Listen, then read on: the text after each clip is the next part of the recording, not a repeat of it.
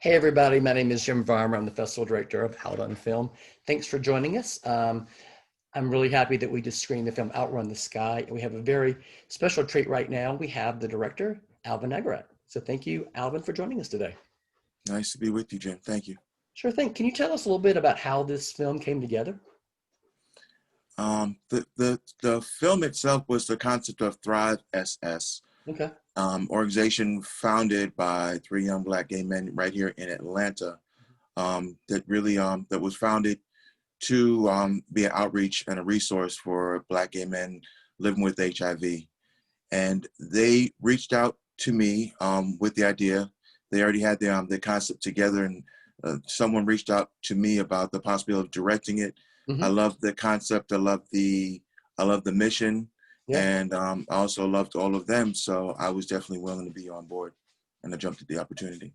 So how did you have five primary subjects of the film. They're all pretty fascinated. How did you go about finding the subjects for this?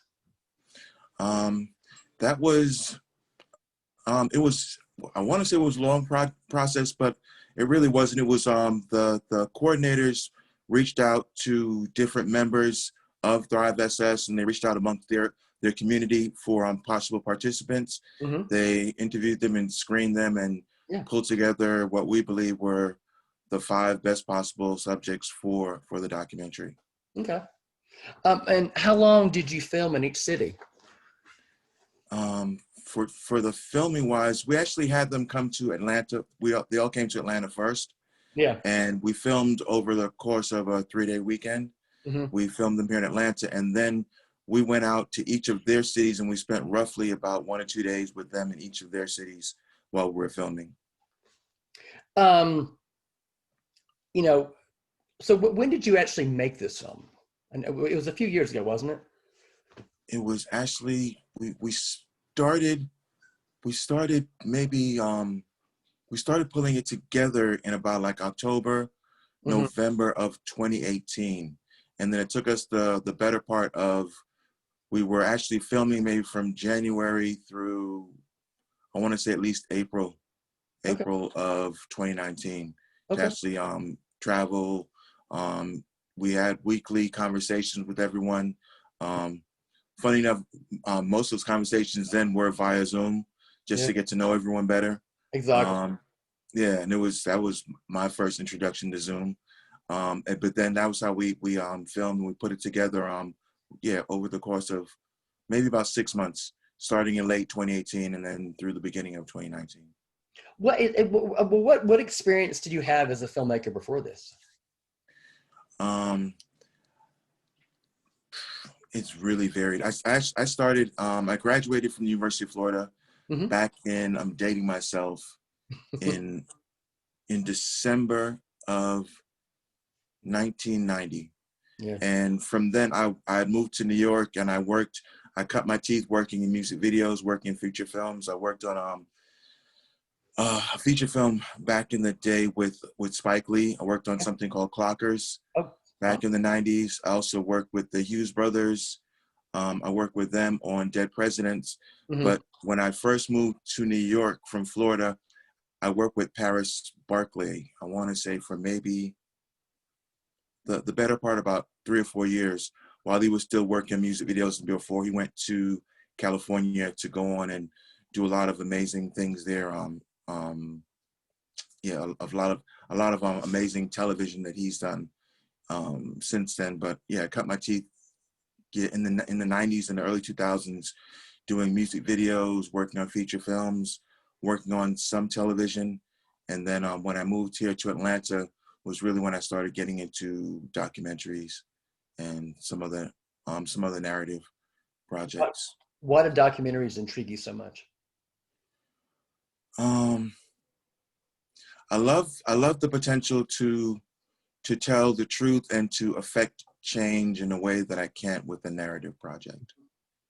Okay. That's all. It just I think it's just a great opportunity to delve into stories of underserved communities, Sure. and definitely in this case of young Black gay men.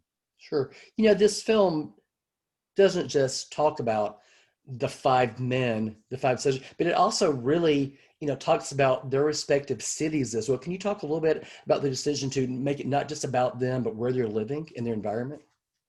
Yeah, that was done with intention. Hmm. That was part of the mission that I was brought in for. I wasn't specifically involved in choosing where the men were from, or even in specifically narrowing that down to them. That was a group effort. But once it was done, it was intentional that they wanted to delve into the stories of, again, it had to be about young Black gay men in the South Sure. living with HIV at that point. And then we wanted to attach or attack the idea of stigma of them living with HIV.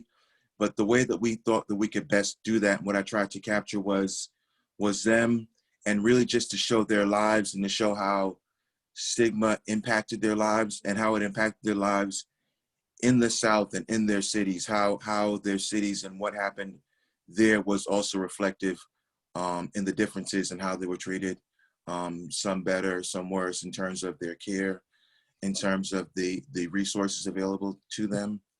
And that was all definitely impacted by them living in the South, but also Sure. specifically by living in some of the cities that we're in, whether it was a smaller Southern city, whether it was a larger city like a Miami, Atlanta, Hmm. or New Orleans.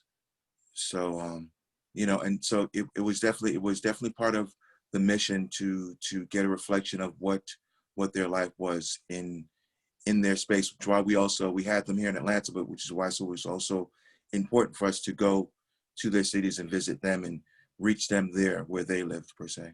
Sure. HIV/AIDS has been around for roughly almost 40 years. Why do you think there's still such a stigma attached? I don't claim to know all the answers, and I don't know. I don't know. Okay.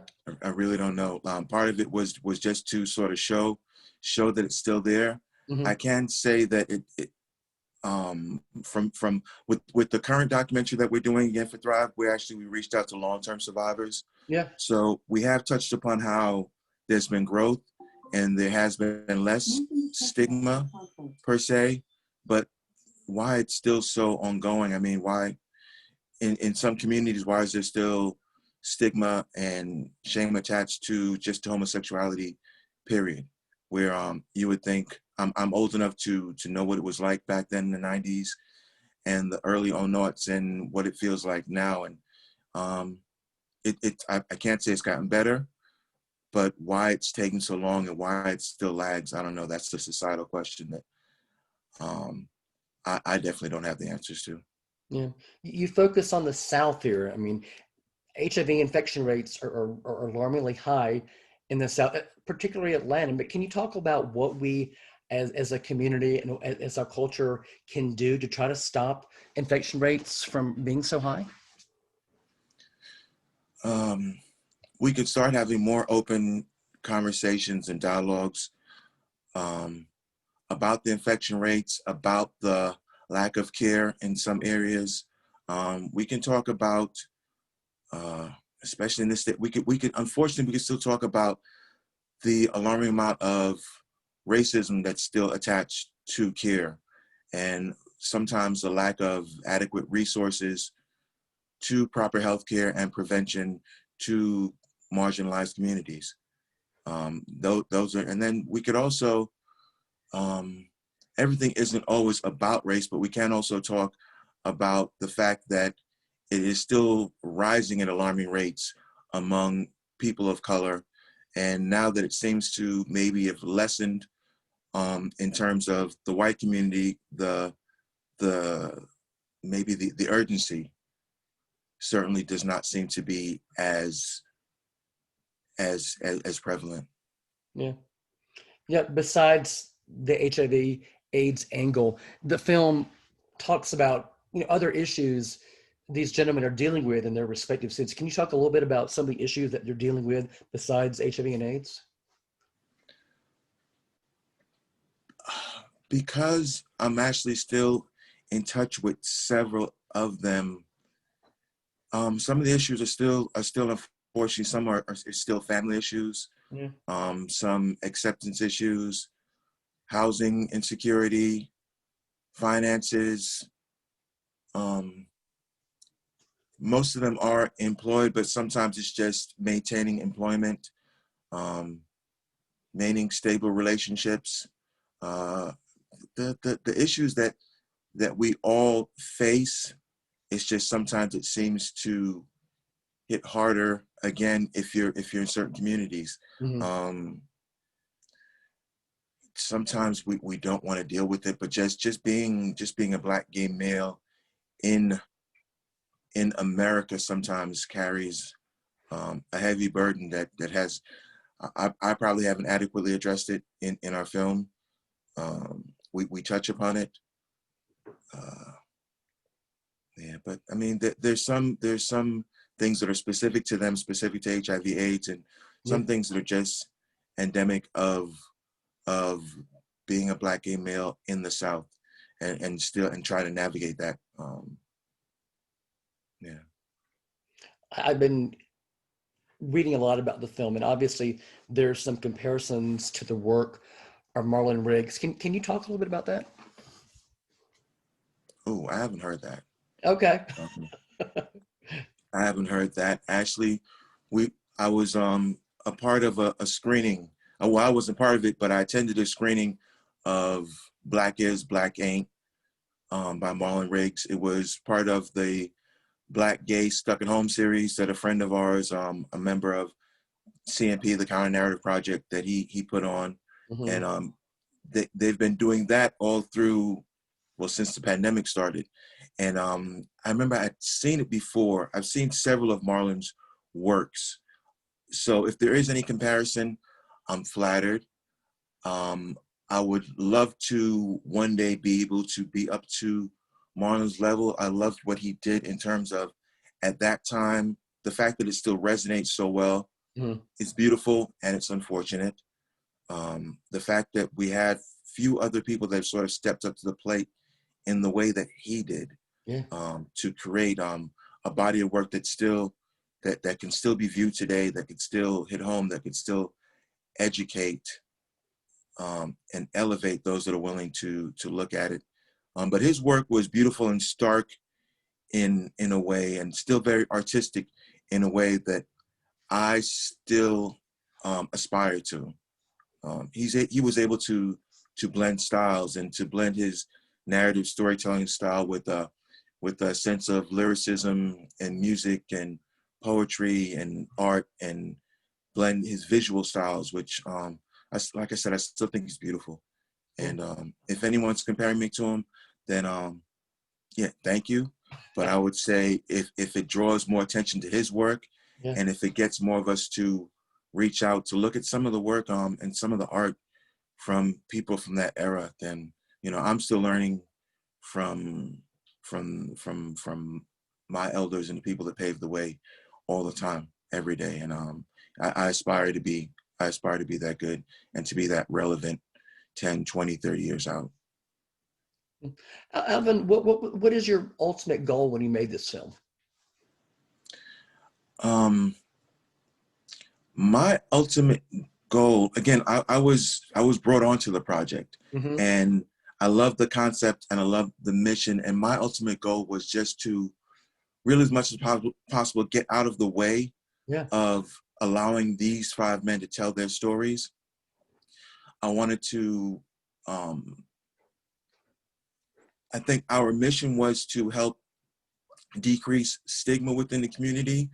My mission was really just to let them share their stories, and hopefully by them sharing their stories, get people have a tendency, if you can otherize anything, it makes it easier to stigmatize something else. So if the people living with HIV are other sort of blank, unknown faces and names, it's a lot easier to have HIV criminalization laws because it's affecting the other. It's a lot easier to not make it personal, but once you know somebody, once it's somebody in your family, once it's a friend, once you get attached to someone that you start to feel that it's a lot harder to to hate. It's a lot harder to have stigma. It's why I'm definitely veering off when, like, if I've seen cases where you have someone that's kidnapped and they try to get the kidnapper to know their name or call them by their name, because then it makes it less likely that they'll then do something heinous to them, because now they feel like, okay, well, you know my name, you know who I am. Mhm. And I felt if we could watch this film and know who these men were, get a sense of their journeys, understand their journey, then we could start to empathize with them. Not sympathize so much. They don't need sympathy, but they just need understanding, to know that they're there, they exist, they have a story, and their story, as opposed to being so different from ours, is so very similar. Yeah, And to see ourselves in them, to see our brothers, to see our cousins, our fathers, just to see a little bit of ourselves in them, and it makes it a lot easy, or it makes it less easy to otherize them, to stigmatize them, to have hate sure. towards them, because now you feel like you know who they are. Exactly. How long did you say you've been in Atlanta now? I moved to Atlanta in 2007. Okay. Can you talk a little bit about the tremendous growth in the industry since you've been here Oh yeah, in the film industry? night and day, night and day. A lot of it you can draw a direct line to someone like a Tyler Perry and Yeah. what he's brought to Atlanta. But I think just there have been so many reasons there. The tax credits, Yeah. um, and I don't want to get into exactly what that is for people that don't know, but that's helped bring a lot of work here to Georgia. And just I don't want to jump into how much things like the technology, the fact that we were able to shoot this film at all on the budget is a miracle. But that's just the fact that the technology itself has come down, has democratized film, and now you have a healthy base of filmmakers here in Atlanta. So you have the ability now to have a large network of people doing feature films, doing television, doing documentary work here out of Atlanta, where it was definitely in its infancy when I moved here. And I know that I thought it could be a possibility of it really, really growing, but the growth that I've seen is far beyond my wildest dreams. And Okay. I didn't specifically move here for film, but I'm glad that it grew up around me as I've been here. It's been amazing to see it grow. It's been amazing to be a small part of it, and I hope it continues to grow. Just the sheer interest in it is a beautiful thing. Exactly. Okay, final question. It's a two-part question. So what's next for you and what's next for the film? What's next for the film? You would definitely have to reach out to Thrive Right. Okay. SS. Sure. Um, they've done a wonderful job Yeah. of giving the film life, of getting it attention. They've taken it across the country, just to continue awareness of what's going on in terms of the increasing HIV rates, the Mhm. lack of proper care, and just trying to get more support for Black gay men. So they've been doing an amazing job with that. They reached out to me again towards the end of last year, and this year, even through the pandemic, we've been working on another documentary, Mhm. which I'm in the process of cutting right now, and which I alluded to earlier. So that's sort of what's on the horizon for me for the future, is trying to finish this documentary for them. And also I've been working on some narrative projects, trying to do some projects that I've been submitting to television. And hopefully I will be doing what will be my first feature film in 2021, if everything comes together. Oh, Um, congratulations. yeah, thank you. But definitely just work and just doing whatever I can to support the Black gay community. Yeah. I don't try to think of myself as only a Black gay filmmaker, but because I believe that's a community that has supported me so much in Mhm. the past, it's a community that I feel I always extend whatever talents and grace that I have back to that community, to fully support it and help us get our narrative changed. So the fact that there's a film surrounding Black gay men becomes less significance because there's not so little of it. It just becomes another regular recurrence. And that's a beautiful day that I'm hoping for, Yeah. you know, where the Marlon Riggs of the world are not an obscure and rare sight. It's the norm. Yeah. Where are we right now with representation in terms of where we need to be and seeing ourselves on screen, not on TV? Um, we're 1,000 times better. Yeah. Are we where we need to be? I mean, if you ask me, I'll always probably say no, but we're 1,000 times better. And I think that there, you know, I was watching one television show. I was watching a show on Stars. I don't want to get too much into it. I was watching Power, but there were several new queer characters of color in that show. And it was brought about without incident, as opposed to when Empire came out and it was a big deal that Jamal was going to be an openly Black gay character. Mm-hmm. And prior to him, maybe we would have to go all the way back to Noah's Ark to see such a prevalence of Black gay characters on the small screen. So it's getting better. It's getting better. More films are going into production. More people of color are out there actively making films. And like I said, that's the democratization of film because of access to equipment, access to education, access through the internet. The fact that we could do things like this now and communicate so openly, and Yeah. the fact that we're able to get things out there and share it without the gatekeeper, I can't see anything but positive growth in the future. Okay. Alvin, thank you so very much for sharing this film with us in Atlanta.